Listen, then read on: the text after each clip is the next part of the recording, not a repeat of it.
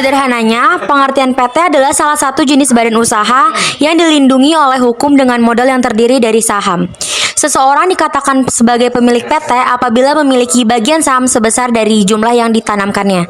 Sesuai dengan Undang-Undang Nomor 40 Tahun 2007 yang membahas mengenai perseroan terbatas, dikatakan bahwa perusahaan berjenis perseroan terbatas adalah suatu badan usaha yang berbentuk badan hukum yang didirikan berdasarkan perjanjian dan melakukan kegiatan usaha dengan modal dasar yang seluruhnya terbagi dalam saham atau disebut juga dengan persekutuan modal. Dalam menjalankan perusahaan berjenis perseroan terbatas, modal saham yang dimiliki bisa dijual kepada pihak lain.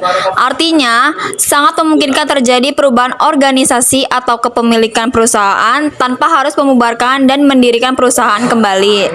Selain itu, oleh karena dibentuk berdasarkan kesepakatan, maka bisa dipastikan bahwa PT didirikan oleh minimal 2 orang.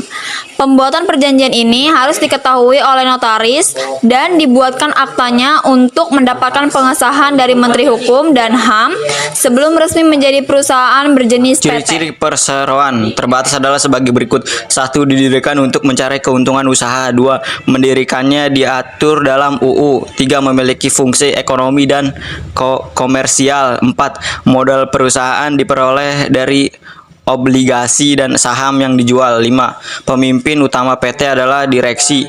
6. PT tidak memperoleh fasilitas dari negara.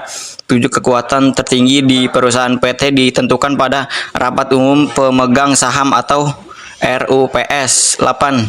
Setiap pemegang saham memiliki tanggung jawab sesuai dengan banyaknya saham yang mereka tanam. Kelebihan PT diantaranya: 1. Modal yang dikumpulkan lebih besar yaitu melalui penjualan saham. 2. Lebih mudah untuk melakukan peluasan usaha didukung oleh modal yang kuat. 3. Kemampuan mendapatkan kredit lebih baik didukung oleh kredibilitas perusahaan. 4. Tanggung jawab pemegang saham terbatas. Dan 5. Yang terakhir, manajemen perusahaan dapat dilakukan dengan lebih baik berdasarkan visi dan misi perusahaan yang jelas. Selanjutnya saya akan membaca kekurangan PT. 1. Jual beli saham secara bebas dapat menimbulkan spekulasi pada kondisi harga saham jatuh. PT yang besar pun bisa terancam bangkrut. 2. Rahasia perusahaan kurang terjamin karena seluruh kegiatan perusahaan harus dilaporkan kepada pemilik modal atau saham.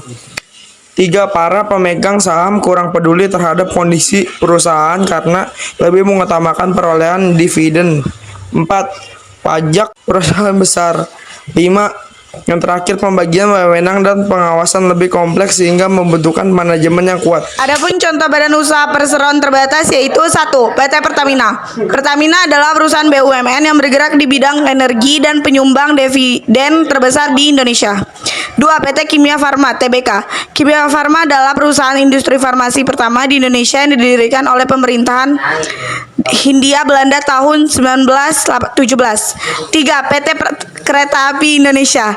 PT Kereta Api Indonesia Persero disingkat usaha milik negara Indonesia yang menyelenggarakan jasa angkutan kereta api. Terima kasih.